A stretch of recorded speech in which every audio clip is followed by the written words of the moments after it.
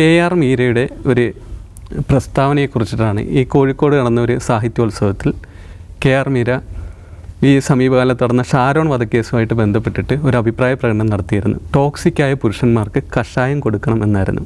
ഇതിനെതിരെ രാഹുൽ ഈശ്വർ പതിവ് പോലെ പരാതിയായിട്ട് വരികയും അതിൽ പോലീസ് കേസെടുക്കണമെന്ന് പരാതി നൽകുകയും ചെയ്തിരുന്നു. വിദ്വേഷ പ്രസംഗമാണെന്നും കൊലപാതകത്തിന് പ്രേരിപ്പിക്കുന്നതാണെന്നൊക്കെയാണ് ഇതിൽ രാഹുൽ ഈശ്വർ പറയുന്നത്.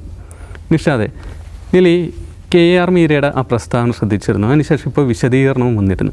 ആ പ്രസ്താവനയ്ക്ക് ഈ പറഞ്ഞ രീതിയിലുള്ള എന്തെങ്കിലും ഒരു കുഴപ്പം കാണുന്നുണ്ടോ അതിൽ? KR മീര അന്ന് നടത്തിയിട്ടുള്ള പരാമർശവും അന്ന് ആ കേസ് വലിയ തോതിൽ ഡിസ്കസ് ചെയ്യപ്പെട്ടുകൊണ്ടിരിക്കുന്ന സമയത്താണ് അവരോട് ആ ചോദ്യം ചോദിക്കുകയും അവരതിന് ഉത്തരം പറയുകയും ചെയ്യുന്നത്. അപ്പോൾ അത് കേൾക്കുന്ന എല്ലാവർക്കും മനസ്സിലാവുന്ന ഒരു കാര്യമുണ്ട്. ആ കേസിൻ്റെ ഒരു ഭാഗം നമ്മൾ ആലോചിക്കണം. എന്തുകൊണ്ടാണ് ഈ ഗ്രീഷ്മ തൻ്റെ കാമുകനായിരുന്ന ആൾക്ക് ഈ വിഷക്കഷായം കൊടുത്തതിനെക്കുറിച്ചുള്ള കേരളത്തിലെ ചർച്ചയിൽ ഒരു വശത്ത് ഇവൻ ഒഴിഞ്ഞു പോകാൻ തയ്യാറായില്ല എന്ന് മാത്രവുമല്ല, അവർ തമ്മിലുള്ള പ്രൈവറ്റ് ഫോട്ടോഗ്രാഫ്സ് കാണിച്ചവരെ ബ്ലാക്ക്മെയിൽ ചെയ്യാൻ ശ്രമിച്ചു, നിരന്തരമായി അവരെ പീഡിപ്പിച്ചു. അതുകൊണ്ട് അയാളെ ഒഴിവാക്കാൻ നല്ല മാർഗ്ഗങ്ങളൊന്നും ഇല്ലാത്തതുകൊണ്ട് അവർക്കതല്ലാതെ വേറെ ഒരു ഓപ്ഷൻ ഉണ്ടായിരുന്നില്ല എന്നൊരു കഥ ഉണ്ട്. കോടതിയിലടക്കം അത് വന്നതാണ്. അതിൻ്റെ എന്താ പറയുന്നത്, അരികുമൂലയുള്ള കഥകൾ വരികയും കോടതി നിരാകരിക്കുകയും ചെയ്തതാണ്. അങ്ങനെ തരത്തിലുള്ള പ്രൈവറ്റ് ഫോട്ടോ വെച്ചിട്ടുള്ള ബ്ലാക്ക് മെയിലിങ്ങോ പീഡനമോ ഉണ്ടായിട്ടില്ല എന്നാണ് കോടതി ഈ വിചാരണയ്ക്കൊടുവിൽ കണ്ടെത്തുകയും ചെയ്തത്. അപ്പോൾ ആ ഒരു ആർഗ്യുമെൻ്റ് വരെ നിൽക്കുന്ന ഘട്ടത്തിലാണ് ഇവരോട് ഈ ചോദ്യം ചോദിക്കുമ്പോൾ ടോക്സിക്കായ പുരുഷന്മാർ കേരളത്തിലെ സ്ത്രീകൾ നേരിടുന്ന ഒരു വലിയ പ്രശ്നമാണ്.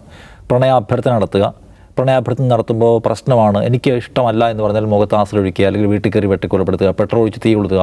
നമ്മൾ കണ്ടാണ് എത്രയോ അനുഭവങ്ങൾ കേരളത്തിൽ തന്നെയുണ്ട്.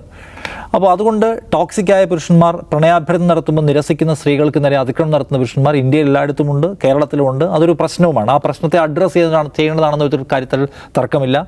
അതിന് നോ പറയാൻ സ്ത്രീകളെ പഠിപ്പിക്കുക, അപ്പം ആൺകുട്ടികളെ നന്നായി എഡ്യൂക്കേറ്റ് ചെയ്യുക എന്നപോലെയുള്ള ഒരുപാട് കാര്യങ്ങളുണ്ട്. പക്ഷേ ഈ കേസുമായി ബന്ധപ്പെടുത്തി തന്നെ അഭിപ്രായം പറയുമ്പോൾ അതൊരു ക്രിമിനൽ പ്രവർത്തനത്തെ ഒന്ന് ഗ്ലോറിഫൈ ചെയ്യുകയോ ഒന്ന് റൊമാൻറ്റിസൈസ് ചെയ്യുകയോ ചെയ്യുന്നു എന്നുള്ള പ്രശ്നമുണ്ട്. അതൊരു പ്രശ്നം തന്നെയാണ്. കാരണം നമുക്ക് ക്രൈമിനെ അംഗീകരിക്കാൻ കഴിയുന്നതല്ല. ഒരു സ്ത്രീയോട് ഒരാൾ പോയി പ്രണയാഭ്യർത്ഥന നടത്തുമ്പോൾ സ്ത്രീ നിരസിച്ചാൽ സ്ത്രീയെ ആക്രമിക്കാൻ കഴിയില്ല എന്നതുപോലെ തന്നെ പ്രണയത്തിൽ നിന്ന് ഇറങ്ങിപ്പോകാൻ പറയുമ്പോൾ അയാൾ കേൾക്കുന്നില്ലെങ്കിൽ അയാളെ ആക്രമിക്കാൻ നമുക്ക് റൈറ്റില്ല, നമുക്കൊഴിയാന്നുള്ളതല്ലാതെ. അപ്പോൾ അത് ഒരു മോശം പ്രസ്താവനയായിപ്പോയി. കേൾക്കുന്ന എല്ലാവർക്കും അറിയാം. അവരാദ്യം അതുകൊണ്ട് KR മീര ഇത്തരം വിശദീകരണം, ഇപ്പോൾ രണ്ടാമത് നൽകിയ വിശദീകരണം അവർക്ക് ശരിയാമണ്ണമുള്ള ആയുർവേദ കഷായം കൊടുക്കണമെന്നാണ് ഞാൻ ഉദ്ദേശിച്ചത് എന്ന് അവർ പറയുന്നു. അപ്പോൾ അവർ മനസ്സിലാക്കേണ്ടത് കേരളത്തിൽ സാമാന്യബോധമുള്ള ഒരാൾ ഞാൻ മാത്രമാണ്. ബാക്കിയുള്ള മനുഷ്യരൊന്നും പത്രം വായിക്കാത്തവരും സാമാന്യധാരണ ഇല്ലാത്തവരും വാക്കുകൾക്കും വരികൾക്കും ഇടയിലൂടെ കാര്യങ്ങളെ മനസ്സിലാക്കാൻ ശേഷിയില്ലാത്തവരുമാണ് എന്നൊരു വിചാരം ശ്രീമതി KR മീര കൊണ്ടു നടക്കാൻ പാടില്ലാത്തതാണ്. അതുകൊണ്ട് ഈ വിശദീകരണം ഒട്ടും ഡൈജസ്റ്റിംഗ് ആയ വിശദീകരണമൊന്നുമല്ല. വേണമെങ്കിൽ അവർക്ക് പറയായിരുന്നു, ഞാൻ പറഞ്ഞത് അപ്പോഴത്തെ ഒരു കോൺടാക്സിൽ പറഞ്ഞു പോയതാണ്, അതിന് അപകടവശം ഉണ്ടെങ്കിൽ ഞാനത് മനസ്സിലാക്കുന്നു, ഞാനതിന് ക്ഷമ ചോദിക്കുന്നു എന്ന് പറഞ്ഞാൽ അവരുടെ നിലപാട് എത്രമാത്രം ഉന്നതമായതിനെ ഈ വിശദീകരണം അത് എല്ലാവരെയും കളിയാക്കുന്നതാണ്. രാഹുൽ ഈശ്വറിനുള്ള അവരുടെ പേഴ്സണൽ ഫൈറ്റ് നമുക്ക് മനസ്സിലാക്കാം. രാഹുൽ ഈശ്വർ ഈ ഇത്തരം വിഷയങ്ങളിലൊക്കെ എടുക്കുന്ന നിലപാടുകൾ പലതും ക്വസ്റ്റ്യൻ ചെയ്യപ്പെടേണ്ടതാണ്. അതിനപ്പുറം അന്ന് നടത്തിയിട്ടുള്ള സ്റ്റേറ്റ്മെൻറ്റ് വലിയ തോതിൽ റീലുകളായി നിങ്ങൾക്ക് എപ്പോൾ നോക്കിയാൽ ഇൻസ്റ്റാഗ്രാമിലൊക്കെ കാണാം. അതെങ്ങനെയാണ് ആളുകളെ സ്വാധീനിക്കുക? അപ്പോൾ തെറ്റായ കാര്യങ്ങൾ ആളുകളുടെ സ്വാധീനം ഉണ്ടാക്കുന്ന തരത്തിലുള്ള സ്റ്റേറ്റ്മെൻറ്റ്സ് ഉണ്ടാകാൻ പാടില്ല. KR മീരയെക്കുറിച്ച് നമ്മൾ വലിയ മതിപ്പുള്ള, നമുക്കെല്ലാം റെസ്പെക്റ്റുള്ള സാഹിത്യകാരി, എഴുത്തുകാരിയാണ്. ഈ ദിവസങ്ങളിൽ അവരെടുത്തുന്ന സ്റ്റേറ്റ്മെൻറ്റ്സ് പലതും കുഴപ്പം പിടിച്ചാണ്. കോൺഗ്രസിനെയും ഹിന്ദുത്വ സംഘടനകളെയും ഗാന്ധിയെ കൊന്നവരെയും കൂടെ ഒരുമിച്ച് സംസാരിക്കുക. കോൺഗ്രസിനെതിരെ ശരിയാണ്, ഹിന്ദുത്വവുമായി ബന്ധപ്പെട്ട് ഒരുപാട് വിമർശനമൊക്കെ ഉന്നയിക്കാനുള്ള സ്കോപ്പുണ്ട്, ഇല്ലയെന്ന് ഞാൻ പറയില്ല.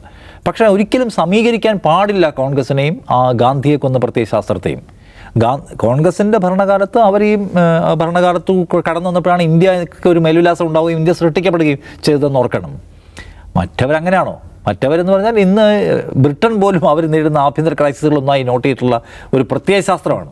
ആ പ്രത്യയശാസ്ത്രവും ഇതുമെല്ലാം ഒരുപോലെയാണ് എന്ന് പറയുന്നത് എങ്ങനെയാണ്? കോൺഗ്രസ് അല്ലേ ഗാന്ധി പീസ് പ്രൈസ് 91 ഏർപ്പാടാക്കുന്നത്? രാജ്യാന്തര തലത്തിൽ ഗാന്ധിയുടെ പേരിൽ അവാർഡ് കൊടുക്കുന്നത്. ഗാന്ധി അവർ സ്മൃതി കൊണ്ടുപോയോ? ഇന്ത്യയിലെ ഏറ്റവും വലിയ പദ്ധതികളൊന്നായിട്ടുള്ള ഗ്രാമീണ തൊഴിലുറപ്പ് പദ്ധതിക്ക് ഗാന്ധിയുടെ പേര് കൊടുത്തത് കോൺഗ്രസ് അല്ലേ? ഇതിനെയൊക്കെ വിസ്മരിച്ചിട്ട് ഗാന്ധിയെ മൊത്തം അവർ വെട്ടാൻ ശ്രമിക്കുക എന്നുള്ള ആക്ഷേപം എങ്ങനെ ഉന്നയിക്കാൻ പറ്റുക? ഉന്നയിക്കാനുള്ള സ്കോപ്പ് ഞാൻ നേരത്തെ പറഞ്ഞിട്ടുണ്ട്. ഗാന്ധിയുടെ ആശയങ്ങളോട് കോൺഗ്രസ് അങ്ങനെ വലിയ മമതയൊന്നും കാണിച്ചിട്ടില്ല. ഗാന്ധി മനുഷ്യർക്കിടയിലുള്ള ഇഴയെടുപ്പ് ജീവിതം, മതനിരപേക്ഷത, സമാധാനം പോലുള്ള ആശയത്തെക്കുറിച്ച് സംസാരിച്ചപ്പോൾ കോൺഗ്രസിൻ്റെ കാലത്ത് നെല്ലി കൂട്ടക്കൊല ഉണ്ടായിട്ടുണ്ട്, കോൺഗ്രസിൻ്റെ കാലത്ത് പള്ളി പൊളിച്ചിട്ടുണ്ട്, കോൺഗ്രസിൻ്റെ കാലത്ത് സിഖ് വിരുദ്ധ കൂട്ടക്കൊല ഉണ്ടായിട്ടുണ്ട്, രാജീവ് ഗാന്ധി അതിനെ ന്യായീകരിക്കുന്ന നിലയ്ക്ക് വർത്തമാനം പറഞ്ഞിട്ടുണ്ട്. ഗുജറാത്ത് കലാപത്തിൻ്റെ ആസൂത്രകരായ പ്രധാനികളിലേക്ക് പോകാതിരുന്നിട്ടുണ്ട് കോൺഗ്രസ് അങ്ങനെ ഗാന്ധിയുടെ ആശയത്തിന് വിരുദ്ധമായിട്ടുള്ള ഒരുപാട് പണിയെടുത്തിട്ടുള്ള പാർട്ടിയാണ്. പക്ഷേ കോൺഗ്രസിനെയും RSSനെയും സമീകരിക്കുക എന്ന് പറഞ്ഞാൽ രാഷ്ട്രീയമായ ആഴമില്ലായ്മയുടെ പ്രശ്നം അതിനകത്തുണ്ട്.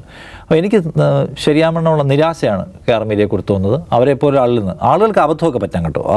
ഒരു തത്സമയ ചോദ്യോത്തര വേദിയിലേക്കും നമ്മൾ പറയുന്ന കമൻറ്റിനകത്ത് അബദ്ധമൊക്കെ പറ്റും. നമുക്കൊക്കെ ഇനിയും പറ്റാം, നമ്മളിവിടെ നിന്ന് വർത്താനം പറയും, നാളെയും പറ്റാം. പക്ഷേ അതിലൊരു പ്രശ്നമുണ്ടെന്ന് തോന്നിയാൽ അതിൽ ആരോഗ്യകരമായൊരു തിരുത്തു പറയുക, ക്ലാരിറ്റി ഉള്ളൊരു സന്ദേശം ജനങ്ങൾക്ക് കൊടുക്കാനുള്ള ബാധ്യത അവർക്കുണ്ട്. അതവർ നിർവഹിച്ചില്ല എന്നാണ് എനിക്ക് തോന്നുന്നത്. ഓക്കെ, ഈ രാഹുൽ ഈശ്വർ KR മീരയ്ക്കെതിരെയുള്ള ആരോപണങ്ങൾ ഉന്നയിച്ച് നടത്തിയ വാർത്താ സമ്മേളനത്തിൽ പറഞ്ഞ മറ്റൊരു കാര്യമുണ്ട്. എന്ന് വെച്ചാൽ ഈ സംസ്ഥാന നിയമസഭയിൽ വരും ദിവസങ്ങളിൽ എൽദോസ് കുന്നപ്പള്ളി MLA ഒരു പുരുഷ കമ്മീഷൻ ബില്ല് അവതരിപ്പിക്കുക എന്നുള്ളതാണ്. നമുക്കറിയാം, നമ്മുടെ നാട്ടിൽ ദിവസം തോറും വരുന്ന അതിക്രമങ്ങളും പീഡനങ്ങളും സ്ത്രീകൾക്കെതിരെയാണ്.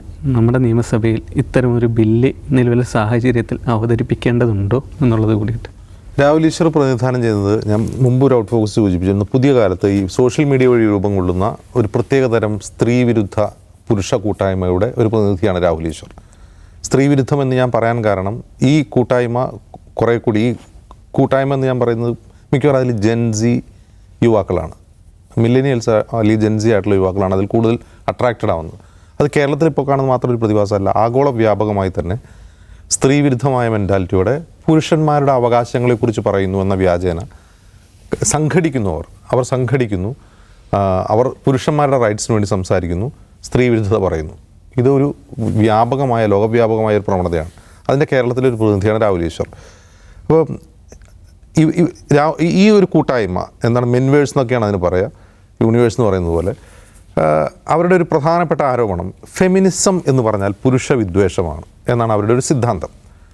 പക്ഷേ ആ സിദ്ധാന്തം അങ്ങനെ ഒരു ശാസ്ത്രീയമായി തെളിയിക്കപ്പെട്ടതൊന്നുമല്ല. കാരണം ഫെമിനിസ്റ്റുകളെല്ലാം പുരുഷ വിദ്വേഷികളാണ് എന്ന ഒരു കാര്യം ഫാക്ച്വലി കറക്റ്റ് ഒന്നുമല്ല. എന്ന് മാത്രമല്ല, ഫെമിനിസത്തിൻ്റെ തന്നെ പ്രധാനപ്പെട്ട വാദങ്ങളിലൊന്ന് പുരുഷനും പാട്രിയാർക്കിയുടെ ഇരയാണ് എന്നുള്ളതാണ്. അതിനപ്പുറം പുരുഷനെ ഒരു ശത്രുപക്ഷത്ത് നിർത്തുന്നതൊന്നല്ല ഫെമിനിസം. പക്ഷേ ഇവരുടെ വാദം ഈ ഫെമിനിസ്റ്റുകളെല്ലാം പുരുഷ വിദ്വേഷികളാണ് എന്നാണ്. ഇവരുടെ വാദത്തിന് ബലം കൊടുക്കുന്ന ഒന്നായിപ്പോയി KR മീരയുടെ പ്രസ്താവന. KR മീര വളരെ കാഷ്വലായിട്ട് പറഞ്ഞതാവാനാണ് സാധ്യത. അവർ പറയുന്നത് വേറെ കോണ്ടെക്സ്റ്റാണ്. അതായത് ബന്ധങ്ങൾ അവസാനിപ്പിക്കുമ്പോൾ ബന്ധങ്ങൾ എങ്ങനെ തുടങ്ങണം എന്നതുപോലെ തന്നെ പ്രധാനമാണ് ബന്ധങ്ങൾ അവസാനിപ്പിക്കുക എന്നുള്ളത്. ദൗർഭാഗ്യവശാൽ ഇന്ത്യയിൽ, പ്രത്യേകിച്ച് കേരളത്തിൽ, നമ്മുടെ കരിക്കുലത്തിൽ ഈ റിലേഷൻഷിപ്പ് എങ്ങനെ തുടങ്ങണം, എങ്ങനെ അവസാനിപ്പിക്കുന്നതിനെക്കുറിച്ച് നമ്മുടെ കരിക്കുലത്തിൽ പഠിപ്പിക്കുന്നില്ല. നമ്മുടെ ഒരു സാമൂഹിക സാഹചര്യത്തിൽ റിലേഷൻഷിപ്പ് അവസാനിപ്പിക്കുക എന്ന് പറഞ്ഞാൽ നമ്മുടെ ഒരു പോപ്പുലർ കൾച്ചറിൽ തന്നെ അതിന് തേപ്പ് എന്നാണ് പറയുക. ആണായാലും പെണ്ണായാലും തേപ്പ് എന്നാണ് പറയുക. പക്ഷേ ഒരു ബന്ധം തുടങ്ങുന്ന പോലെ ബന്ധം അവസാനിപ്പിക്കാൻ കഴിയുക എന്നുള്ളത് വളരെ പ്രധാനപ്പെട്ട ഒരു കാര്യമായി നമ്മുടെ സമൂഹം, സൊസൈറ്റി തന്നെ മനസ്സിലാക്കുന്നില്ല. അവിടെയാണ് ഈ ടോക്സിസിറ്റിയെക്കുറിച്ച് മീര പറയുന്നത്. പക്ഷേ മീര പറഞ്ഞു വരുമ്പോൾ എന്താണ് പ്രശ്നം? ഒരു തെറ്റായ ആഖ്യാനം, അതായത് ഷാരോൺ വധക്കേസിലെ പ്രതിയായ ഗ്രീഷ്മയെക്കുറിച്ചുള്ളൊരു തെറ്റായ ആഖ്യാനം അവർ കോട്ട് ചെയ്യുകയാണ്. ഒന്നുകിൽ ആ കേസ് സംബന്ധിച്ച കോടതി വിധി KR മീര വായിച്ചിട്ടില്ല.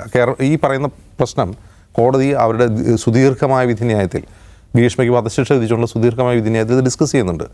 അത് ഏതെങ്കിലും തരത്തിൽ ഈ ബന്ധം ഒഴിഞ്ഞു പോകാതെ ഷാരോൺ അവരെ ബ്ലാക്ക്മെയിൽ ചെയ്യുകയായിരുന്നില്ല, അങ്ങനെ ഒരു വാദം പ്രതിഭാഗം ഉന്നയിക്കുമ്പോൾ പോലും കോടതി അത് തള്ളിക്കളയാണ്. അതിന് തക്ക തെളിവുകളില്ല എന്ന് പറഞ്ഞ്. മാത്രവുമല്ല, ഷാരോൺ ഈ ബന്ധം ഒഴിഞ്ഞ്, അത് ഗ്രീഷ്മ വേറെ വിവാഹം കഴിക്കാൻ വേണ്ടി തീരുമാനിക്കുമ്പോൾ ഈ ബന്ധം ഒഴിഞ്ഞ് പോയ ആളാണ് ഷാരോൺ. ബന്ധം ഒഴിഞ്ഞു പോയ ഷാരോണിനെ വീണ്ടും വിളിച്ചു വരുത്തുകയായിരുന്നു ഗ്രീഷ്മ എന്ന കോടതി വിധിന്യായത്തിൽ പറയുന്നുണ്ട്. അതിന് കാരണമായത് പലതരം ആർഗ്യുമെൻറ്റ്സ് ഉണ്ട്. ഒന്ന്, ആദ്യ ഭർത്താവ് മരിക്കുമെന്നുള്ളത് ഏതോ ജൂൽസിൻ്റെ ഉപദേശപ്രകാരം താൻ വിവാഹം കഴിക്കാൻ പോകുന്ന ആൾ മരിക്കാതിരിക്കാൻ വേണ്ടി ഇയാളെ കൊണ്ട് താലി കെട്ടിക്കുകയും ഭാര്യാഭർത്തൃ ജീവിതം നയിക്കുകയും പിന്നീട് അയാളെ കൊല്ലുകയുമാണ് ചെയ്തതെന്നാണ് കോടതി അതിൽ കണ്ടെത്തുന്ന കാര്യം. അപ്പോൾ തെറ്റായ ഒരു കാര്യം KR മീര അവിടെ കോട്ട് ചെയ്യുന്നു എന്ന് മാത്രമല്ല പ്രശ്നം, ഈ മെനിനിസ്റ്റ് ആളുകൾക്ക് അവരുടെ വാദങ്ങൾക്ക് ബലം നൽകുന്ന രീതിയിൽ ടോക്സിക് ആയിട്ടുള്ള ആളുകളെ കഷായം നൽകി കൊല്ലുന്നതിനും കുഴപ്പമില്ല എന്നൊരു, ഈ ഫെമിനിസ്റ്റുകളെ പറ്റി ആരോപിക്കുന്ന കാര്യം ഇവർ ആ ഒരു ടോണിൽ സംസാരിക്കുകയാണ് ചെയ്യുന്നത്. അത് തീർത്തും തെറ്റായ ഒരു കാര്യമായിപ്പോയി എന്നുള്ളതാണ് വാദം. രണ്ടാമത്തെ കാര്യം നിഷാദോട് സൂചിപ്പിച്ചല്ലോ, അവർ മുമ്പ് കോൺഗ്രസിനെ ഹിന്ദു മഹാസഭയും സമീകരിച്ചുകൊണ്ട് ഗാന്ധിയുടെ കാര്യത്തിൽ. അതിലൊരു പ്രശ്നം, ഇപ്പോൾ നമുക്കറിയാം KR മീര പരസ്യമായി തൻ്റെ രാഷ്ട്രീയ നിലപാടുകൾ പ്രഖ്യാപിക്കുന്ന ആളാണ്. രാഷ്ട്രീയ നിലപാടുകൾ മാത്രമല്ല, കക്ഷി രാഷ്ട്രീയ നിലപാട് കൂടി പ്രഖ്യാപിക്കുന്ന ആളാണ്. അവർ അതിശക്തിയായ സംഘപരിവാർ വിമർശകയാണ്. എന്നതുപോലെ തന്നെ അവർ CPM വേണ്ടി പരസ്യമായി തെരഞ്ഞെടുപ്പ് പ്രചാരണത്തിന് പോയിട്ടുള്ള ആളാണ്. തൃത്താലയിൽ MP രാജേഷിന് വേണ്ടി ബെന്യാമിനൊപ്പം അവർ VT ബൽറാമിനെതിരെ. ഇതിലൊരു കാര്യം കൂടി സൂചിപ്പിക്കാം. ആ ചർച്ചയായിട്ട് ബന്ധപ്പെട്ട് ബെന്യാമിനും KR മീരയും കൂടിയിട്ട് നടന്ന തർക്കം കൂടിയിട്ട് ഭയങ്കര ചർച്ചയായിരുന്നു. അല്ല, അതേ ബെന്യാമിൻ തന്നെ ഒരുമിച്ച് തൃത്താലയിൽ MP രാജേഷിന് വേണ്ടി പ്രചാരണത്തിന് പോയ ബെന്യാമിനും KR മീരയും തമ്മിലാണ് ആ വിഷയത്തിൽ തർക്കം ഉണ്ടായത്. അപ്പോൾ നമ്മൾ ഒരു സാഹിത്യകാരൻ, ഒരു സാംസ്കാരിക പ്രവർത്തകൻ രാഷ്ട്രീയ നിലപാട് സ്വീകരിക്കുന്ന ഓക്കെയാണ്, അവർ രാഷ്ട്രീയ നിലപാട് സ്വീകരിക്കാം. പക്ഷേ കക്ഷി രാഷ്ട്രീയ നിലപാട് സ്വീകരിക്കുമ്പോൾ ഒരു പ്രശ്നം എന്ന് പറഞ്ഞാൽ ആ കക്ഷിയുടെ എതിർ കക്ഷികളിൽ നിന്ന് അതിരൂക്ഷമായ വിമർശനം നേരിടേണ്ടി വരും. അതാണ് ഒരു കുഴപ്പം. അപ്പോൾ ഈ KR മീരയുടെ പോസ്റ്റും ഈ വിവാദപരമായ ഈ പ്രസ്താവനയും അതിനോട് ആദ്യം പ്രതികരിക്കുന്ന VT ബൽറാമാണ് നമ്മൾ ശ്രദ്ധിക്കണം. ഒന്ന്. രണ്ട്, എന്തുകൊണ്ടാണ് ഈ കോൺഗ്രസിനെയും ഹിന്ദു മഹാസഭയും, അതായത് ഗാന്ധിയെക്കുറിച്ചുള്ള അനുസ്മരണത്തിൽ നിലവിൽ സംഘപരിവാർ രാജ്യം ഭരിച്ചുകൊണ്ടിരിക്കുമ്പോൾ, RSS രാജ്യം ഭരിച്ചുകൊണ്ടിരിക്കുമ്പോൾ, ഗാന്ധി ഘാതകർ സെലിബ്രേറ്റ് ചെയ്യപ്പെട്ടുകൊണ്ടിരിക്കുന്ന ഒരു സമയത്ത് ഹിന്ദു മഹാസഭയും ഗാന്ധി പ്രതിനിധാനം ചെയ്ത കോൺഗ്രസിനെയും സമീകരിക്കുന്നതിൽ വലിയൊരു ശരികേടുണ്ട്, ഗുരുതരമായൊരു ശരികേടുണ്ട്. അങ്ങനെ ഒരു കൃത്യമായ രാഷ്ട്രീയ ബോധ്യമുള്ള രാഷ്ട്രീയ നിലപാട് സ്വീകരിക്കുന്ന KR മീര ഇങ്ങനൊരു ശരികേട് പറയുന്നത് ആർക്ക് വേണ്ടിയാണെന്ന് കൂടി നമ്മൾ ആലോചിക്കുക. തീർച്ചയായിട്ടും അത് CPM അണികളെ സുഖിപ്പിക്കാൻ വേണ്ടിയാണ്, കേരളത്തിലെ CPM അണികളെ സുഖിപ്പിക്കാൻ വേണ്ടിയാണ്. അതുകൊണ്ടാണ് അത് വളരെ വില കുറഞ്ഞതും ഒട്ടും തന്നെ ആഴമില്ലാത്തതുമായ രാഷ്ട്രീയ പ്രസ്താവനയായി മാറുകയും അതേ പാളയത്തിൽ നിന്ന് തന്നെ ബെന്യാമിനെ പോലുള്ളവർ KR മീരയെ വിമർശിക്കുകയും ചെയ്യേണ്ടി വരുന്നത് കൊണ്ടാണ്. പക്ഷേ KR മീരയുടെ പിന്നിലും ധാരാളം പേർ സിന്ദാബാദ് വിളിച്ച് പറയുന്നുണ്ട്. അവർ പറഞ്ഞത് എന്താണ് കുഴപ്പം, കോൺഗ്രസ് അങ്ങനെയല്ല. കോൺഗ്രസ്സിന് കുറേ അധികം പ്രശ്നങ്ങളുണ്ട്.